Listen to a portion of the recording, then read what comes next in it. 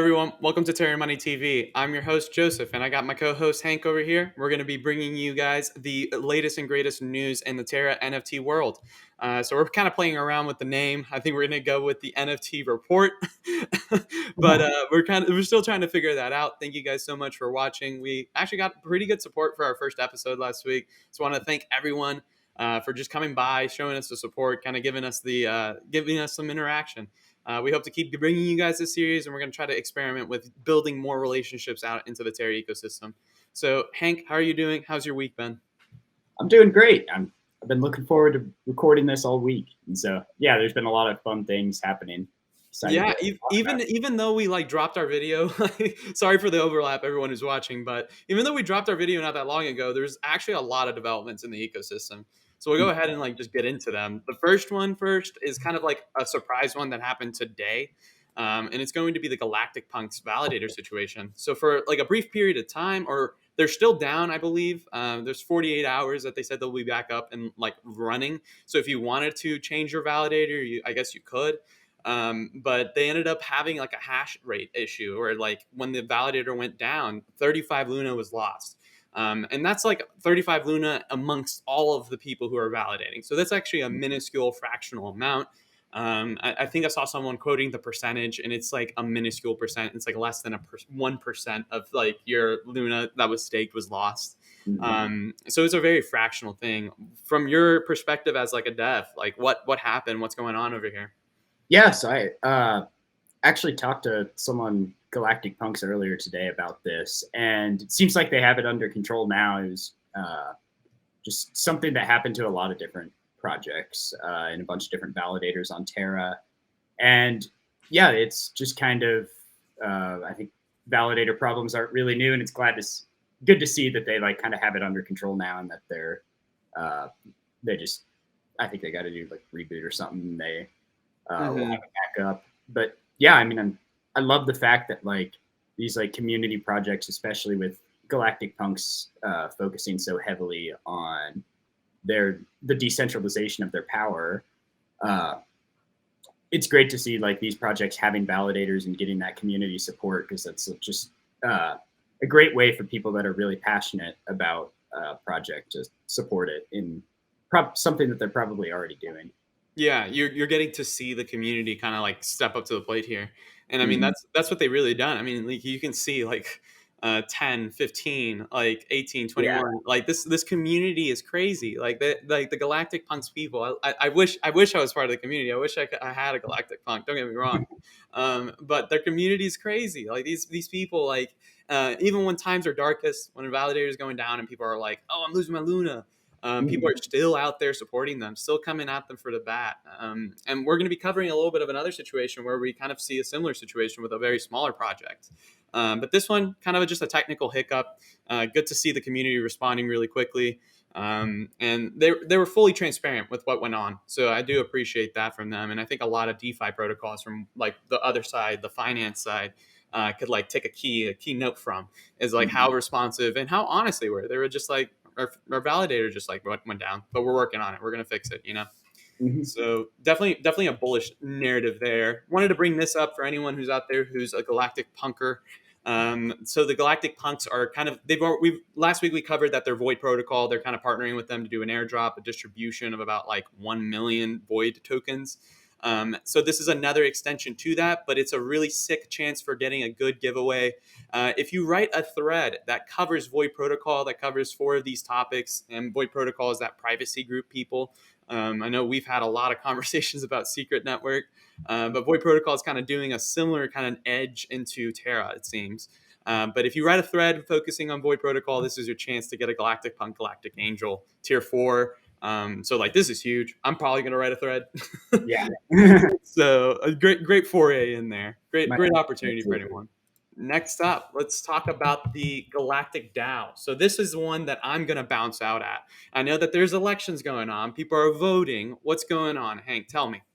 Yeah, so this is kind of building on the Nebula's announcement that we see here, and we covered last different tweet here, but we covered it last week, and it's just Galactic Punks really prioritizing decentralization in their project. And so they're having, to recap, like their nebulas, it's a bunch of different like pillars of the project overall, and each one is controlled by one person, and they all form the Galactic Council that then governs the whole DAO. And each one's responsible for a different aspect of the business. There's like the investment side, there's the NFT side, marketing, devs, uh, a lot happening there. And yeah, I've heard a little bit about this, and it seems like people are really responsive to this, and they're getting some really, really talented people to on their project, which that's awesome to see. Like, So like you top tier mentioned talent is coming in there, and that's before we recorded, you mentioned that there was like how many applicants? Like they were having like a lot of applicants or something. yeah. I think they had about I think they had 35 applicants and 20 positions available. So I think that's a really solid balance there of like Yeah. the quality of people you're getting with how many people are applying, but still also having a lot of positions for the community to take part in, and people Mhm. that want to like be an active part of the community have the opportunity to do so. I personally think that this is a key example of like the power of like an NFT influence, because it's different than the power of like governance in DeFi. Excuse me, but like in DeFi, everyone kind of thinks governance is like a meme, almost. But with the NFT projects, with Galactic Punks especially, there's no reason. There's a reason why they're like so pumped right now, and they're like the biggest one. They're like the blue chip NFT project in Terra. Yeah, And it's like everyone wants to manage this. Everyone wants to be a part of governance here. It's not a meme for these people. So like mhm, it's super freaking cool to kind of see them just like being ravenous to like go vote, to go totally. to go run it. Yeah, So really, I think really it's exciting stuff over there. awesome way to lead by example. Uh, Oh, fully agree. Fully agree. Okay, we'll just go on to the next one. So stylar. This one has been a really cool one, and honestly, I was a little confused about the avatar building when I first read about stylar because I knew that vaguely that there was someone else working on with an avatar thing, but turns out that there is a new roadmap for stylar, and you mentioned that you kind of were already knowing that this was coming. The biggest thing about this, if you guys haven't had a chance to read this Medium article kind of details the whole vision of stylar and what they're trying to do with their protocol. Yes, they will be having a still token, if I believe that's how you pronounce it, maybe style. But it's not going the direction you think it will. This is going to be a absolute play to earn game. It's going to be its own free roam game. It's going to be an MMORPG. Hank, what do you think? This is crazy. Oh yeah, dude, I'm so pumped. Yeah, I didn't know any details, but I thought that this was like kind of the direction they were going, and I'm so happy that it is. Like this like MMO RPG style game is something that I think it really makes sense for NFTs with like the different items and collectibles and influence that they all have. And I'm personally a big fan of MMORPGs, so I really want to get into this now, and I'm super excited by this. I think this is going to be a great opportunity for Terra stablecoins and just the Terra ecosystem kind of like open up its doors to a potential audience. And like you said, NFTs, man, perfect application here. MMORPGs are like massive and they have their own in-game economies, and that's what they're trying to establish over here. At this point, it's just going to come down to being like, how good of a game is it? Like, are you going to want to keep coming back? Because there are Mhm. so many MMORPGs that have started out there. Like that industry has been saturated, but Yeah. the MMORPGs that stay because of their uniqueness. They stay because of their Mhm. innovation. So like at this point, it's going to be only be about like the game. Like if they get the game part like figured out, if they can get players to keep coming back to want to be in the environment, then Yeah. it's going to succeed, and it's just going to be incredible to watch to see them like flesh out this vision.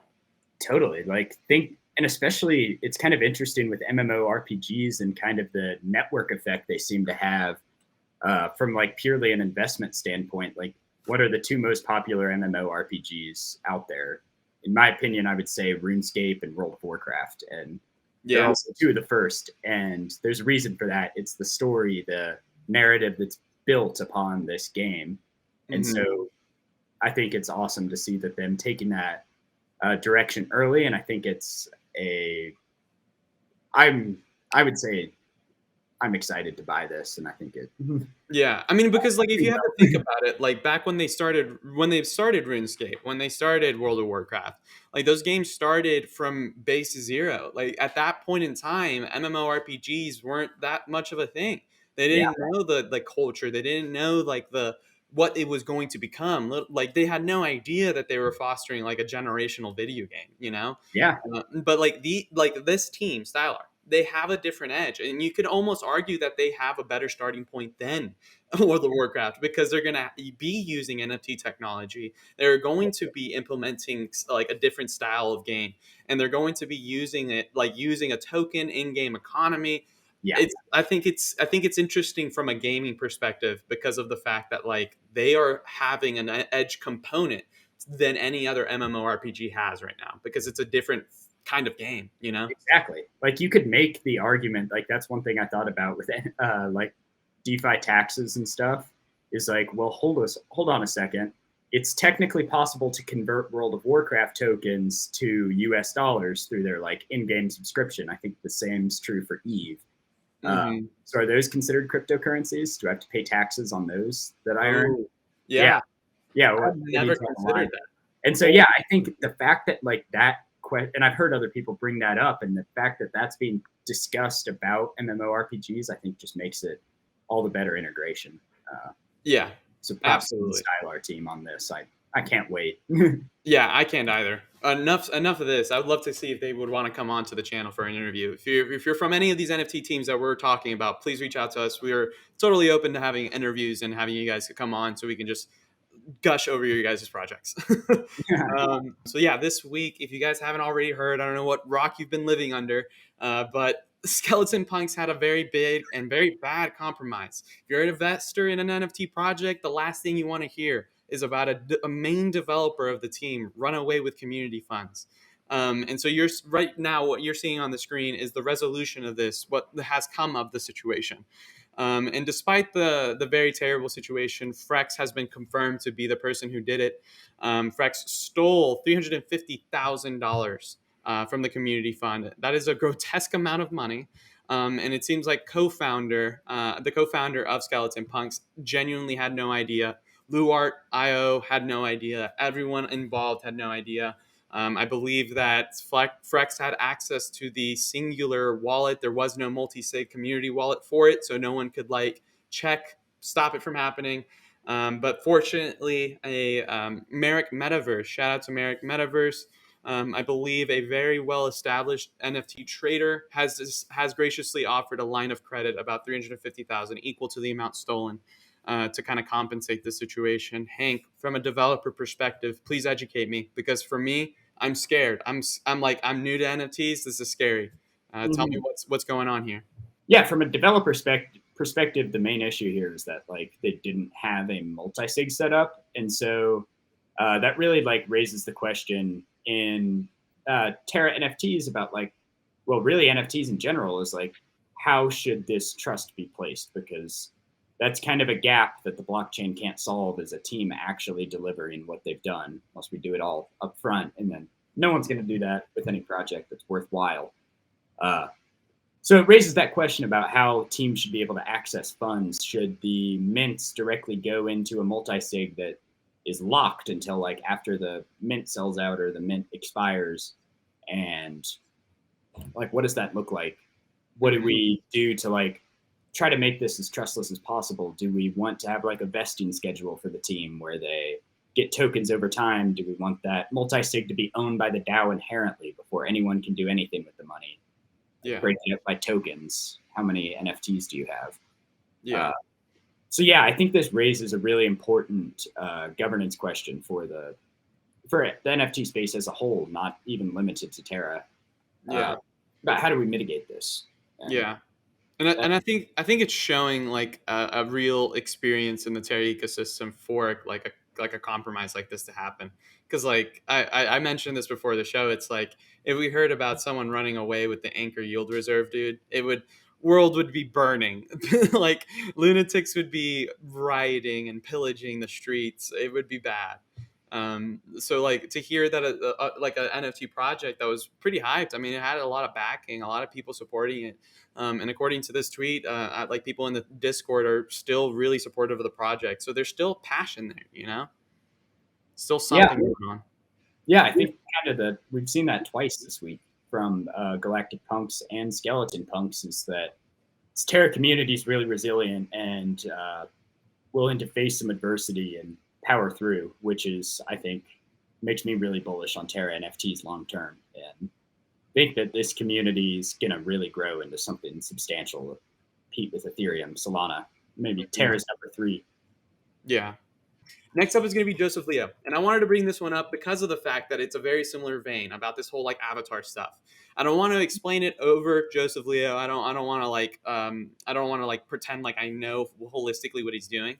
But I do know the general vision for this. And it's that every Terra station, Terra wallet, everyone will be able to have this avatar. And the base avatar is just this little like blue photon. And it doesn't even look like a human, you know? And so you just have like this base character. You have a base skin. But as your Terra address, as your Terra wallet does things, so like let's say you donated to a specific vault in Angel Protocol, then that vault will airdrop you for participating in that. You'll get like a special angel wing for donating that. You can hit thresholds. So this is giving like a kind of a decentralized avatar experience to everyone in the Terra ecosystem. So for on-chain achievements, for on-chain participation, like if you're a governance, if you're part of the LFG DAO and your address is on the LFG DAO, you could get a NFT for being like on the LFG DAO that is exclusive to only LFG DAO like members, you know? Like that. Oh, are you saying that people can, like projects can put their own assets in here to reward their holders? Essentially, that's the goal of this. That's the goal of this. Yeah, I know. So like, so this right here, and this item from Terra Racers signifies that the user has minted a Terra Racers NFT, and so then they get to put that onto their character. Wow. Yeah. So like that would it's basically an on-chain avatar character that's like gonna track your wallet. It's gonna be like if you're doing this stuff, you're doing that stuff. If you're participating in this event, then you'll get merch for participating in that event, and you'll just like be able to build a character. It's gamifying DeFi. Like it's literally an open source gamifying DeFi. And like developers from Prism will be able to like say, oh, if you participated in early staking, here's a hoodie, you know? Yeah. Like so Yeah, like this is what I thought like Stylar was originally, and kind of like what the metaverse is, and then seeing this, it's initially like when I first saw this tweet, I was thinking it was just another project like that, and where you integrate into the system and you can use whatever the team provides for you. And that really raised the question of like, how do we integrate this? Like, how do we have like, if we have 1,000 different metaverses on Terra, then where am I going to wear my anchor shirt? Are they going to build an anchor shirt that integrates with every single system? No. Yeah. This is something I'm really cool that I think is really cool and is a really positive step. Mm-hmm.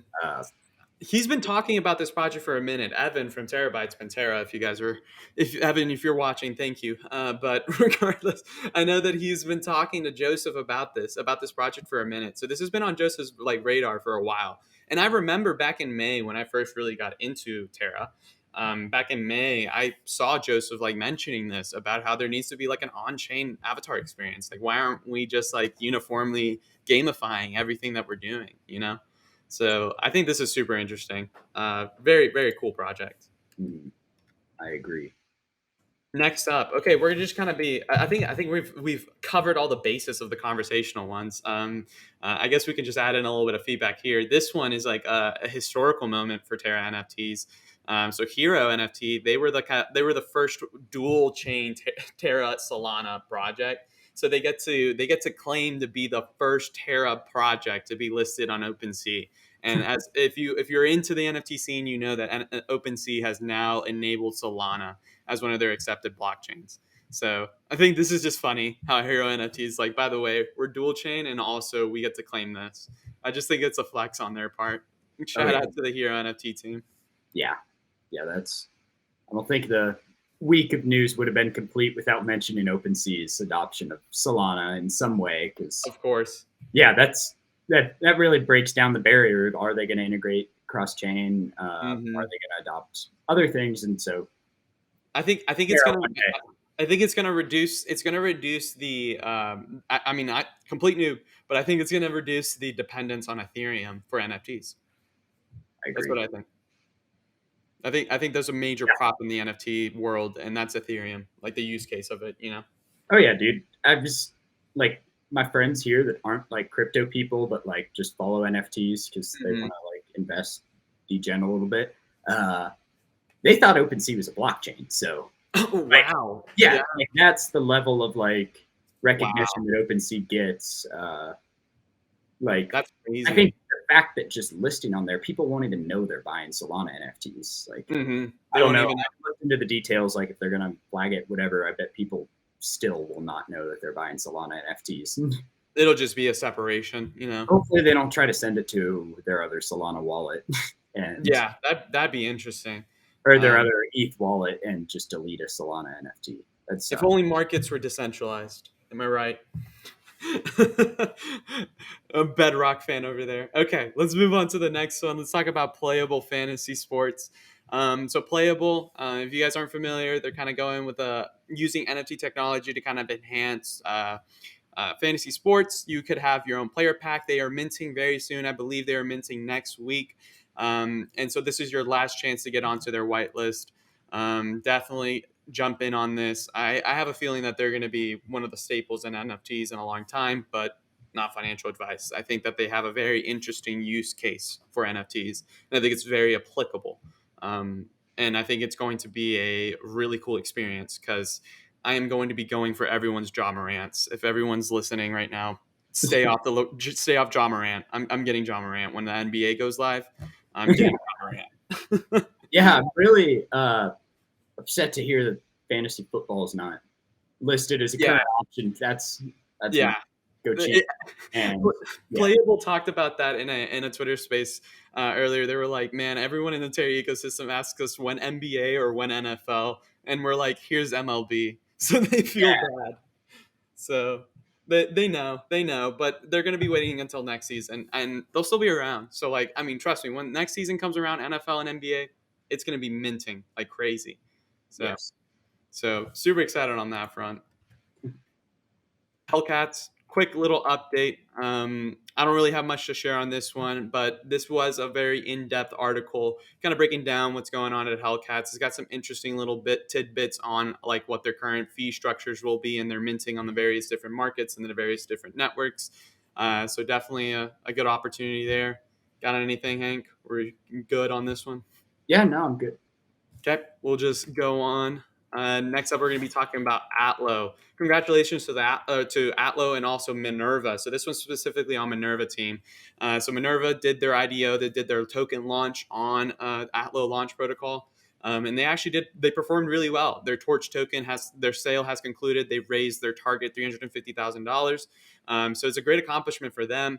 I think that they're going really under radar, man. I really do. I think that a lot of these teams that are making use cases for NFTs, people don't know. I genuinely think that, and I think Minerva's like world is not done. Like I do think that this Torch token is going to just be beyond their wineries. I think it's going to be beyond everything else. I think it's going to be a very, very interesting like trajectory for them. I think this is just the start for them. Super bullish. Do you have any comments on Minerva's direction? Yeah, I mean, imagine uh, getting in Amazon seed round. That would be cool, right? You're that bullish on Minerva. Let's go. Wow. I mean, but like in reality, like, dude, I do think that they're tapping into a very vital portion of NFT use cases. Eliminate all the middle people, you know? Like literally eliminate all of them. It's Yeah. like the wine creator and then the wine purchaser, and then you just kill everything in the middle. Yep, completely trustless and Yeah. yeah, like It's kind of crazy. It's I kind of don't even crazy. think this is like well, one, this is the kind of NFT that I'm really bullish on Terra because Terra is a DeFi centric blockchain right now. Yep. So at least in the short term, this kind of NFT project that is really like it just allows you to spend money on assets. Yeah. Like Minerva's providing you assets. Their first version's wine, Hmm. and what do you spend money on? Assets. And Yeah. so this to me, investing in Minerva is investing in global commerce. I mean, yeah, that's Gives you you're tangible- factually correct. You're buying a digital representation of a physical asset. That's what you're Yeah, doing. yeah, You're buying exactly. the digital ownership rights to it. Yeah, And that's nuts. And they're not going to stop at wine. So, not financial advice. Obviously, Hank and I have no idea what we're talking about. We're not professional financial advisors. Next up, we're just going to go through these pretty quick. These are just kind of some random announcements. So, Astro Heroes, they're partnering with 77's Casino. 77's Casino has been really active as of late, but they're hosting a casino event. You can go play some poker. And you can go win an Astro Hero, or you can also earn 177s. I don't know what 177s is. I believe they might be doing their own NFT. Who knows? But yeah, so that's an event. This one's super cool. An ability to get into their last pre-sale before their alpha launch, to get a chance to get into and purchase a derby. So I know that a lot of people are super bullish on this, and if you're watching tomorrow, you will be running out of time. Hurry up! If you're watching this video when this video goes up, hurry up. This is closing up very soon. Next up is going to be another event, another giveaway that's happening. That's really cool. Is the giveaway for three different projects NFTs, and these are kind of the blue chips. You got your Derby Star, you got your Galactic Punk, and you got your Luna Bulls. Might be early to call Derby Star as a blue chip, but I think that with their follower count and their like hordes of fans, I think they're fringe blue chip at this point. But yeah, good opportunity here to scope out and potentially get a Luna Bowl or Derby Star. You have to trade on their platform. For every 3 Luna you spend on one planet, you get a ticket, and that ticket goes into the raffle. So it's just incentivizing people to use their platform, basically. Talos Protocol monthly update. This was a very Devi focused one. I also wanted to get your take on this one a little bit. I'm actually live on video getting your raw reaction to this. never Um, seen it before. yeah, in person. But I wanted to ask you about this. So Talos kind of just gave it a little bit of an update where they're going, some of the projects that they're going to be developing and dropping soon. But they're going to be going in an open source direction. Besides the ongoing work we have with the TGG and V1 updates, the team is focusing on improving documentation in spirit of a free market and decentralized protocol. Talos will eventually transition to an open source platform. Um, That's I- amazing. yeah, I know that you are very passionate about this. Yeah, What's your take on that? that's what I'm trying to do with Bedrock. Talos, if you see this, shoot me a message. I'll probably shoot you one too. And uh, yeah, this is awesome to hear. I'm very glad you shared this with me. Uh, yeah, the open source like ecosystem on Mhm. Terra is pretty much nothing right now. It's CW 721 and like rest toads, and Yeah. that's it. Uh, and so So yeah, like Talos is a major player, and I've been a pretty big fan of the direction they've been taking with their like unique value prop, which looks like they're going for more of like a true artist style, which I think is really smart. They're like partnering with print shops and whatnot uh, to like let you actually print a physical version of your NFT with like specs and stuff that's really, with the artist. Yeah, it's called I can't remember the name of the spec. It's on their white paper though. If you go to that's their white super paper, interesting. it's on there and it's really interesting. I think that is like something really cool that you just don't see with NFTs right now is like people prioritizing on chain or real life stuff. Yeah. Well, that's awesome to hear. Thank you for giving me your feedback on that whole decentralized component. So yeah, Talis, if you guys are watching, reach out to Hank. Hank's building a really cool product that's focused in that same vein. So definitely bullish narrative there to keep perpetuating the decentralization of NFTs. Quick announcement to anyone who is a Terrapin holder: our community event for farming the T-Pin tokens is going. So if you want to go farm this token, I know that there's been some odd sentiments regarding this event and what's going on over at Terrapins. But regardless, if you are involved over there at Terrapins, this is your opportunity to get your T-Pen token. Last, we're going to just shout out some quick people. Lunables. Lunables hired an amazing individual, CY Coleman. CY Coleman has been helping refugees, refugees coming into Poland. He lives in Poland, and he's part of the Lunables team, and he is performing some incredible work. He is helping deliver care packages to refugees that are coming across the border from Ukraine to Poland. So incredible initiative there, incredible thing that's going on there, and just absolute shout out to Coleman over there. Last thing I wanted to touch on was this little data thing. This is like a huge in-depth little data breakdown of the current market of NFTs, right, in Terra. So specifically, like, what does the consumer NFTs in Terra like? Like, typically, what are the products purchasing? You can see that 38.9% of 2D digital art is being purchased.